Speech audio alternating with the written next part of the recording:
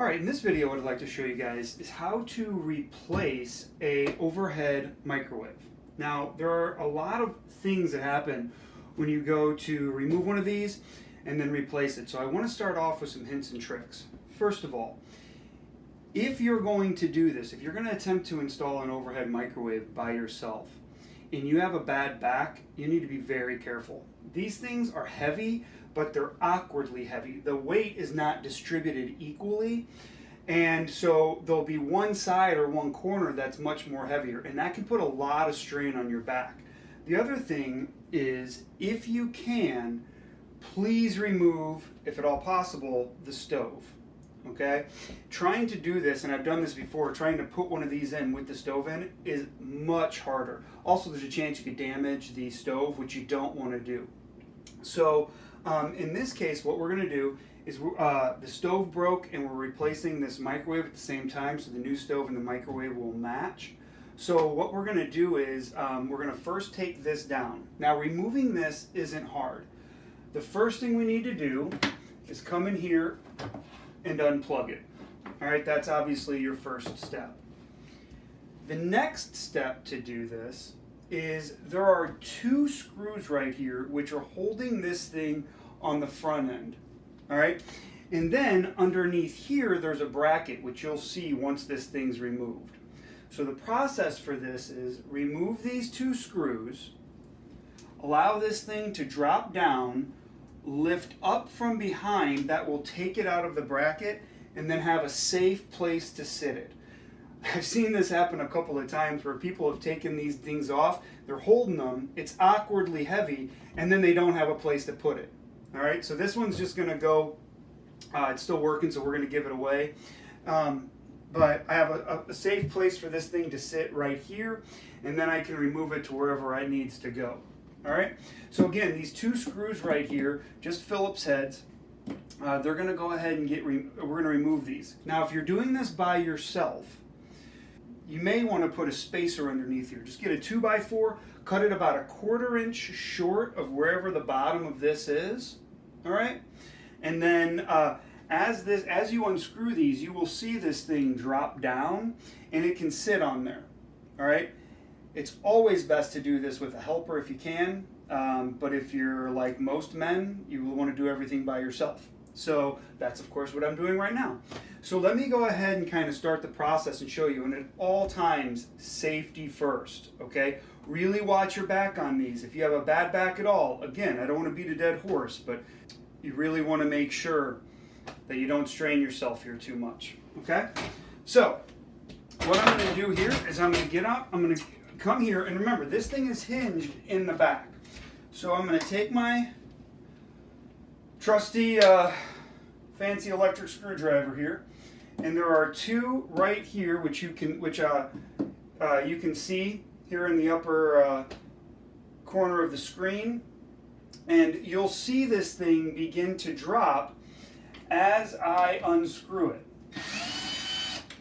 It may be subtle, but this thing's starting to screw, and you can never trust how much you actually have here. It may be, you may have a couple of inches, you may have 1/4 of an inch. So you always want to be ready to grab this thing if you need to. All right, so come here. Now you can see how far this thing has dropped, and there's definitely a gap here. All right, so now this is when you have to start to get a little extra careful. I'm not the tallest guy in the world, so and I can still do this. Come here, put my palm here to hold this into place. You'll feel the drill slip. There may be some extra tools. I'm a farmer's kid, so farmer's grandkid actually. I don't ever throw anything away when it comes to tools. Now this thing can actually hang on here by one, so don't strain your wrists at this point in the game. And undo this one. You'll feel the screw start to slip when it's ready. And undo this. Now there is a cord in here that is going to have to slide through. All right. Now hopefully the hole here is drilled big enough for it to come out. I'm going to drop this down. Lift up.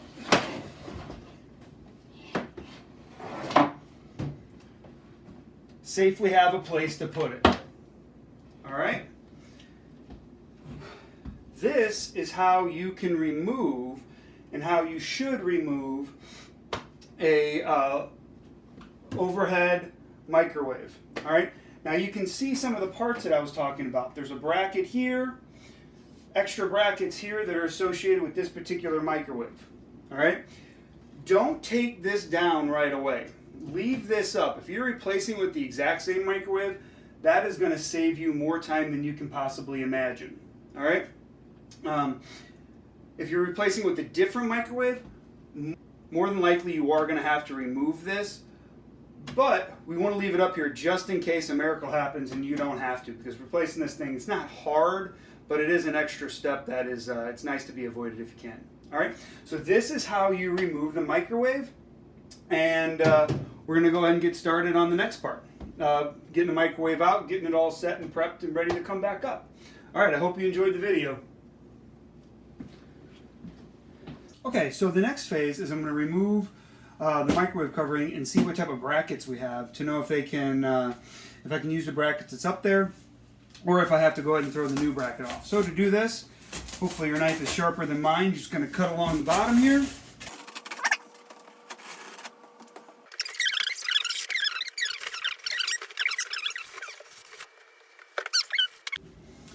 Okay, so I got the box off and I got the pieces out of the way.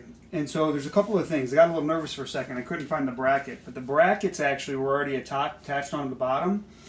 And there's a vent fan here. This one's for an overhead range. This one's going out the side of the house. You saw that before, the little hole that's in there, and I'll show it to you in a little bit. So we're going to have to flip this thing over so we can do some work on it. The brackets are actually already in the back. So when you flip this over, you want to be careful as always. And what you want to do is you want to make sure you don't scratch the customer's, you don't want to make sure you don't scratch the customer's countertop. And if you're doing this for yourself at your home, you don't want to make sure you don't want to do the customer's, which in this case would be your wife or partner.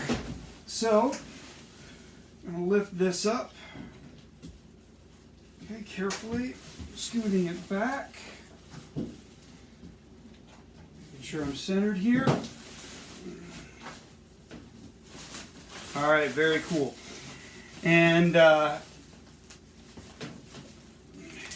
here are the brackets that you're going to need to mount this. And we're going to pull these off first to see if we can use the ones that are up there. It's not looking like we can, but we're going to try anyway, okay? So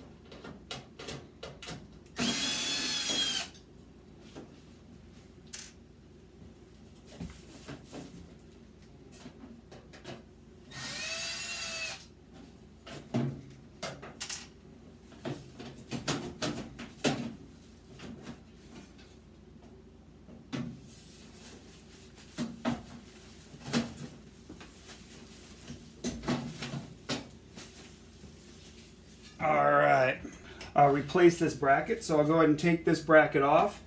There's a couple of tricks to this. One of the things you always want to figure out is where the heck are the studs. So if you can find that out, that's always a key to understanding what the heck is going on here. Now when you see a big washer like this, and this, you want to just make sure, and sometimes that's an indication of a butterfly screw, which will look like this. Okay, so you drill a big hole, you pop this in, this clips out, and then you tighten it to there. This is when you only have one stud. I think we have two studs in here, which you typically should, but they give this to you for a couple other reasons, for up here and here. If there's insulation behind this wall, you have to be careful, okay, because this butterfly screw is going to be a lot harder to deal with if they insulated behind here. They can be kind of a nightmare. I don't believe there's insulation behind this wall because there hasn't been any other walls in this house. So fingers crossed we'll be able to. This is where all the air gets vented through. These are more or less universal, but we'll just double check. So you can tell here this didn't hit a stud. Like right away you know this one here did not hit a stud because it would not have come out so easily. There's no wood chippings here, it's all drywall.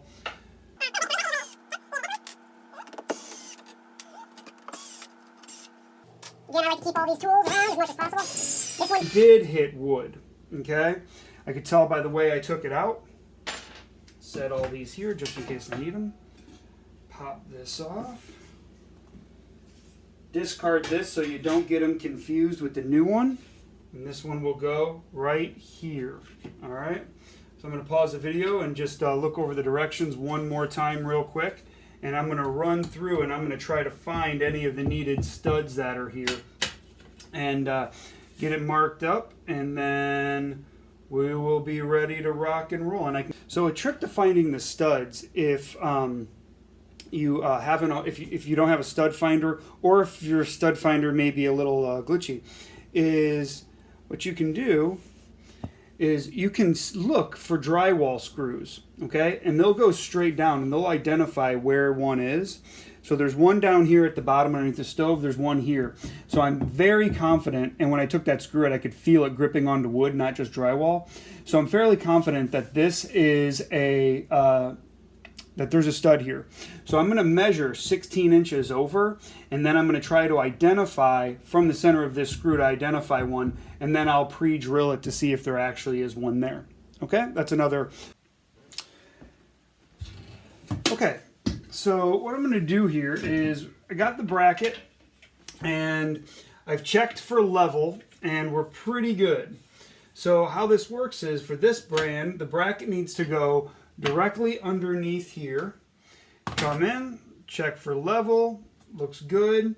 I have found a couple of studs, and I found a couple of things that are interesting. So I have a stud here and the stud over here.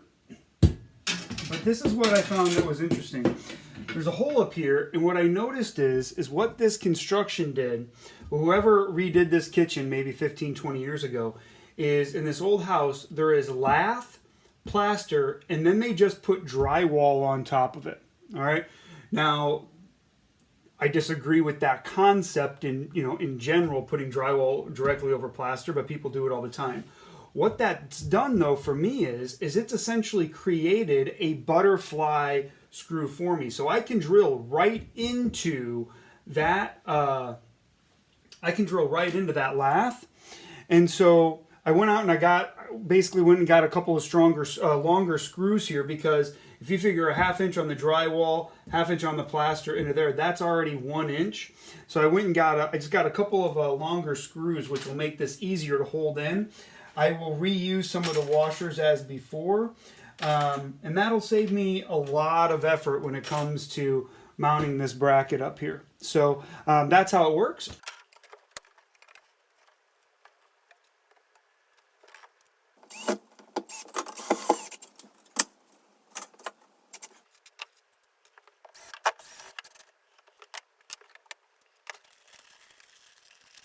So I used regular construction screws to hold this in at points A, B, and I'll do the same at A, B, and C and D here.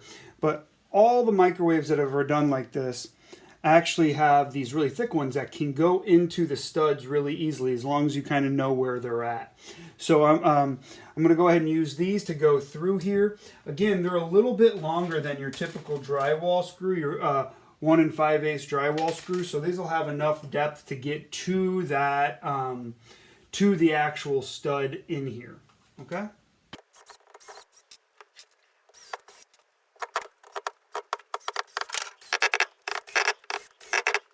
So I got the screw in here. So if you know you're going into a stud with these screws, I highly recommend you pre-drill the hole. I did not on this because I didn't think about it. But you can tell, man, this thing is up here so well. But, you know, I really want to make the customer, my wife, happy. So I'm going to go ahead and add, that big one over to the stud over here as well. Okay, so the next phase of this project is to drill holes where the microwave needs to be. Now, I went ahead and actually measured this out. And the construction god smiled on me today, because the holes that are already here actually match what is going on in, they actually match what needs to be done here, okay? So I don't actually have to drill holes, but I will walk you through the process of figuring that out if you need to. So what happens here is these bolts actually drop down and they will attach to the microwave, and they will actually hold in place. And these actually take a lot of the pressure. Now these holes are a little big, so I'll use an extra set of washers here to hold them in, but they'll be good. So that actually saved me a little bit of time, but I will show you the process, how to do it if these holes weren't here or if they weren't already lined up. So looks like what happens here, this is going to be the third microwave to actually be installed onto this this system here. So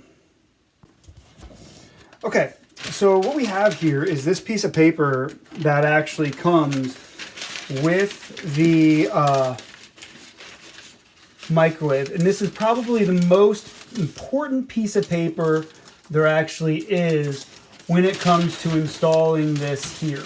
Okay, so what you do is, if you can get it to cooperate, is you tape this against the wall and then tape this up to here, and it will show you exactly where you need to drill. So I have taped this up here with some just painter's tape to hold this into place. And what this does is this tells you where you need to drill. Now I have some holes that are pretty close to where I'm at. I'm a little bit nervous, honestly, that the holes that are here are just a hair offset from where I'm at. So what I'm gonna do is I'm gonna grab, just have a really small bit here, and I'm gonna just pre-drill this to see where it ends up. And this goes right through, and that one lined up really well. And then I'm gonna come into here. And so does this one. This one actually went through. So I think what I might do before I start painting this back is to go ahead and do a dry run and make sure that these holes will actually line up. Because I didn't drill those holes and I'm a little bit cautious when it comes to this thing, I did a dry run and they fit in perfect. Okay, so that's not a bad idea as long as you feel your back can handle running a dry run. It hooked on there great. You can see they're angled right now because they're hanging down, but they'll be perfectly straight when I go to do the final mount. One other thing you need to do is, if there is not already an exhaust port going out the back, and that's where you're exhausting it, you're not going up or you're not going to circulate it. This one already has a cut, so I just taped this up here to verify that the hole matches, and it matches perfectly just like what I thought. If you're cutting a hole out the side of your house on an exterior wall like this to hang this up, you really have to know your construction to do this. Okay, just fair warning. You really have to know your construction to be able to do this, because cutting in exterior walls can be very tricky. And this is already done, so I'm totally good, and it was done well. So I don't need this, but this came with it if you were going to do it this way. And now, since I'm going to be exhausting it out the back, I need to change the motor in the way that the exhaust fan motor is actually blowing, because they always come blowing up. We need it blowing back. All right, so that'll be the next step. All right, sorry for the mess here, but what I want to do now is I want to show you guys how to take the blower fan out and rotate it. If you're doing this, every model's a little different, so you want to read the manual 3 or 4 times over before you actually go and do anything permanently. So on this GE Adora, there are 3 screws. Here, on the back, you need to remove, and there's one on the top.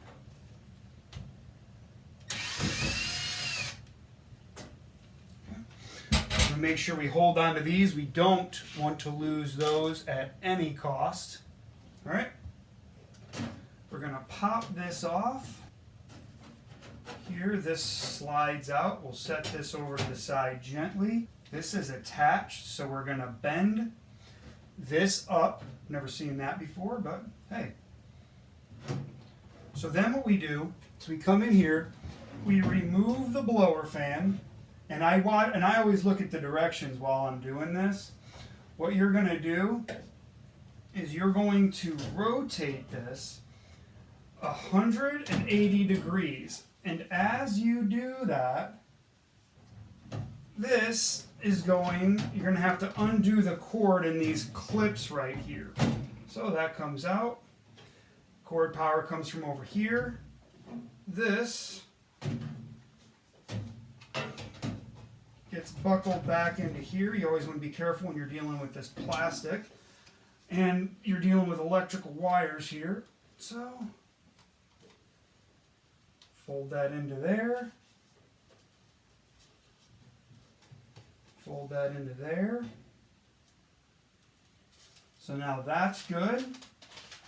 Flip over the directions just to make sure. Okay, I did everything right.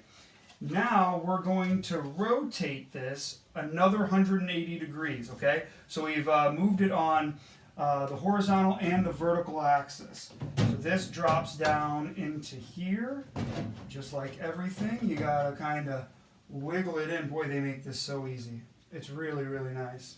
All right, so we want to push this down. Carefully slide this in.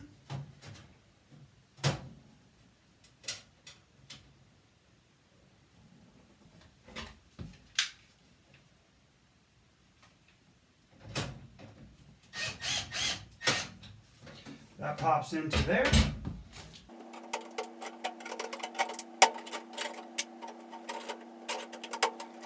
Remove these tabs from here. Got a little ahead of myself.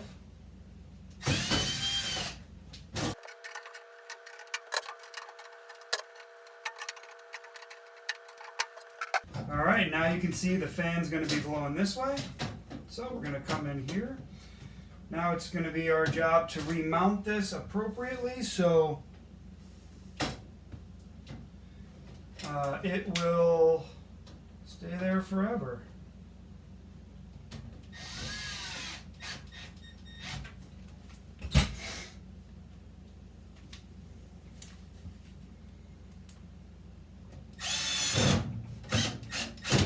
Doing these by hand is never a bad idea. Right here and here, if you're interested, just because if you're unfamiliar with how much torque this gives, you don't want to strip these out, okay? I'm pretty comfortable with this device, so, and I go a little bit, and I go kind of slow, but if you're unsure, just go ahead and do it by hand, and you'll be good to go. Be ready to rock and or roll. All right, so cool. Now the fan is ready to go. If you wanted to, you could actually plug this in at this point on, turn the fan, and you could be able to feel that the actual air is coming out here, okay? So that's just, if you're doing this for the first time, that's not a horrible idea.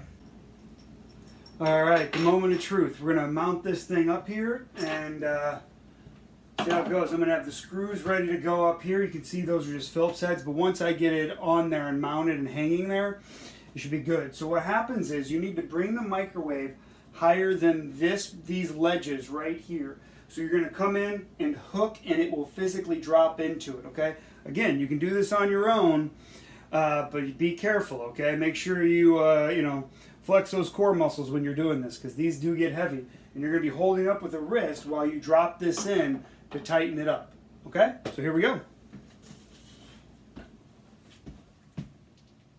Be careful lining these up so you don't scratch your customer's cabinet. Come in higher than you would normally do. You'll feel it hook. Run your power line up through here, give it a tug, and there we go. Drop this in here. Do not cross thread these, okay? All right, that is really, really important. Take your time. Make sure you thread these in okay. Make sure they're going in normally. You do not want to cross thread these, okay?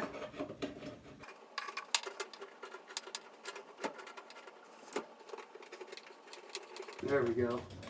Now I'm in there for sure. All right.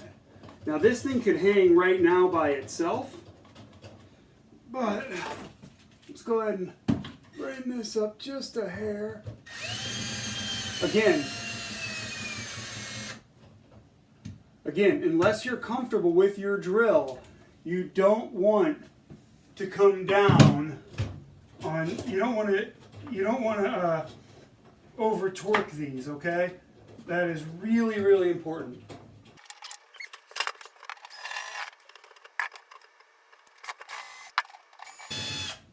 So the holes up here are so big, I'm going to come in with a washer and I'm going to add that to it to help distribute this weight out. Okay.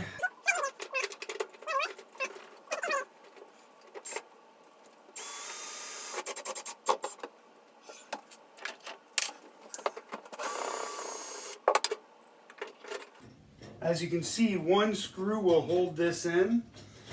So once you think you have it threaded in there, kind of tug up to make sure that you do before you start, before you use your drill. Now, come in here, you're going to lift this up a little bit higher. It's starting to get tight. Once you feel that it's pretty snug, you're good to go to let this thing hang down. This is just awesome. Very cool. All right, now I'm going to come in here with a Phillips head screwdriver just to hand tighten these up. One of the tricks a guy told me was always make sure your door is closed. Okay, I've never seen them not closed, but it's just good advice in general. All right.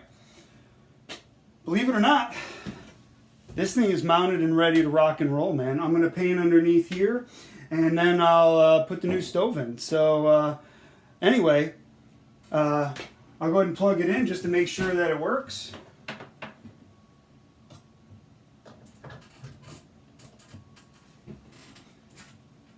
It's booting up and ready to rock and roll. And yeah, I'm really, really happy with how this installation went. Let me show you underneath here. You can see that this microwave slides right in to here. Okay, it sits in here. This thing will be here. Well, I'm not going to ever take it down. So hopefully it'll be here forever. I want to thank you. For watching. I typically don't do construction videos like this, but I may start putting them up there as projects come up along my house. And I hope this helped you. Again, if you have some basic construction skills and some very basic tools, I was not using anything fancy here other than a drill, maybe an electric screwdriver to make your life a little bit easier. Very, very basic installation. You can save yourself easily $110 on installation, if not more. So I hope you enjoyed the video, and I hope this saves you some money. Thanks for watching. And if you could, please like and subscribe to the video, and I'll know that I should make more of these little home improvement videos. Thanks.